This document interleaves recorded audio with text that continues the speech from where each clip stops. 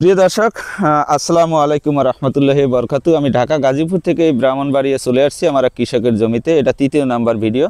তো তৃতীয় নাম্বার ভিডিওতে আপনাকে দেখাবো যে কিভাবে লতি আপনারা হারভেস্ট করবেন। প্রিয় দর্শক, কিভাবে লতিটা হারভেস্ট করবেন, যখন আপনি এই লতিটা আমি একটু দেখাই যে এই লতিটা আপনি হারভেস্ট করবেন, এই গোড়ার থেকে ভেঙে ফেলাইবেন, কারণ এখন কাঠের উপসুট ঠিক আছে। সেক্ষেত্রে আপনারা এইভাবে লতিটা হারভেস্ট করবেন। এই দেখেন সুন্দর হাতের মধ্যে চলে আসে, বুড়ো ডেগাটা কাইটে ভেঙে দেবেন।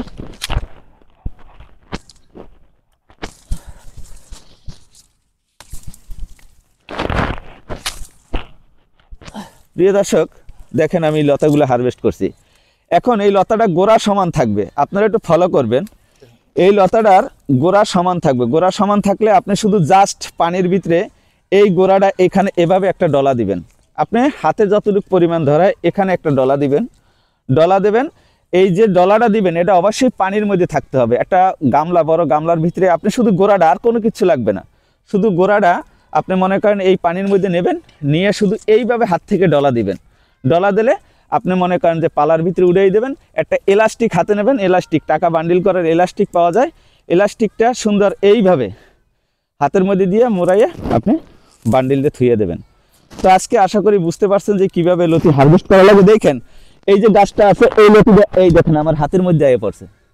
পরের লতিটা কাটার উপযোগী, এই ডিগাটা সেরবেন, আগে সিরে এই লতাটা হারভেস্ট করবেন।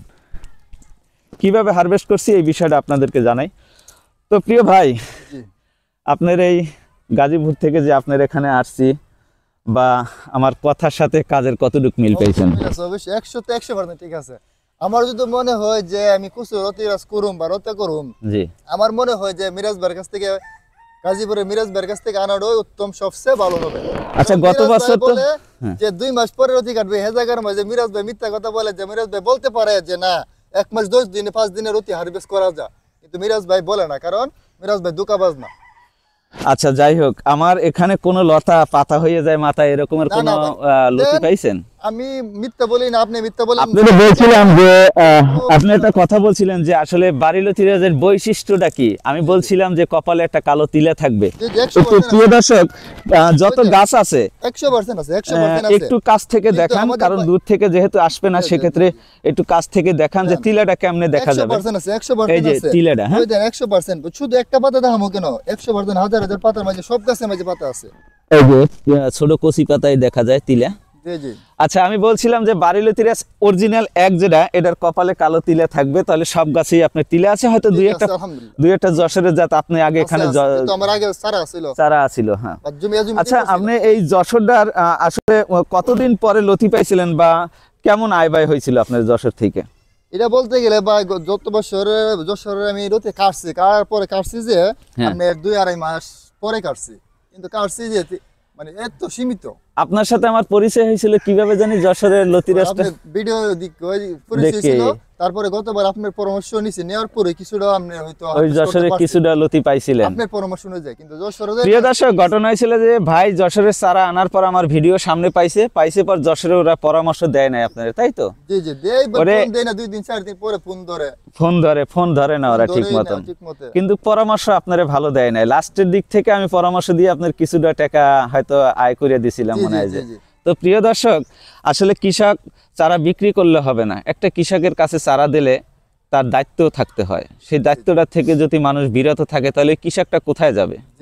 মনে করেন আমি জানি, বুঝি, কিন্তু বুঝা আমি আপনার ফোন রিসিভ করলাম না, আপনার সাথে কথা বললাম না, আপনি তো ক্ষতিগ্রস্ত হয়ে যাবেন। প্রিয় দর্শক, সরজমিনে আর একটা কথা আমি বলি, প্রিয় ভাই, আমি আপনার কাছে আসি বা আইসে ভিডিও করি, হয়তো অনেকে বলতে পারেন যে আমার ইউটিউবার। এই বিষয়ে আপনি কি বলবেন? না না, এটা মিথ্যা কথা। আসলে ইউটিউবার না, আপনি আসেন কৃষকের মহব্বতে, কৃষকের ভালো মন্দ। প্রিয় দর্শক, আমি চোর না, আমি বাটপার না, আমি সিটার না, কারণ আমি জাত দিছি অরিজিনাল, ও আমার বহে ক্ষমতা আছে। আপনি একটু দেখেন যশোরের যারা, তারা যশোরের বাইরে যাইয়া কোনো ভিডিও করতে পারে কিনা, কিন্তু আমি দেখি না। হ্যাঁ, আপনি একটু দেখেন তো যশোরের যারা, যশোরের বাইরে কোনো ভিডিও আছে? না না, বাইরে ওরা জীবনে কিন্তু যশোরের বাইরে ভিডিও করতে পারে না। কারণ কি প্রিয় দর্শক, এখানে একটা কথা বুঝি, যশোরের জাত খারাপ না। দেখেন ওদের সব জমি বৈশাখ মাসে রোপণ করা, এখন ওরা কোনো জমি রোপণ করে না, শুধু বৈশাখ মাসে রোপণ করে। বৈশাখ মাসে আমি হাজার হাজার চারা আছে যশোরের, আপনারা নেন, আমার 2 টাকা করে দেওয়া লাগবে না, আরও কম দিলেও আমি চারা দেবো যশোরের। কিন্তু বিষয়টা হলে যশোর এখন রোপণ করলে আপনি ক্ষতিগ্রস্ত হবেন। আর এই বাড়িলতিরাজটা রোপণ করে বৈশাখ মাসের 4 মাস পরে ফুল আসে, ফুল আসেই না এই বাড়িলতিরাজে। কিন্তু বিষয়টা হলো কি যে আসলে অরিজিনাল জাত চিনতে হবে, আপনারা অরিজিনাল জাত না চিনলে ক্ষতিগ্রস্ত হবেন। তো প্রিয় দর্শক, এটা 3য় নাম্বার ভিডিও। এরপরে মনে করেন যে আমি আরেকটা পাঠে যাচ্ছি, এই ভাইয়ের বা আমার আরেকটা পাঠের ভিতরে যাচ্ছি। আসসালামু আলাইকুম ওয়া রাহমাতুল্লাহি ওয়া বারাকাতুহু।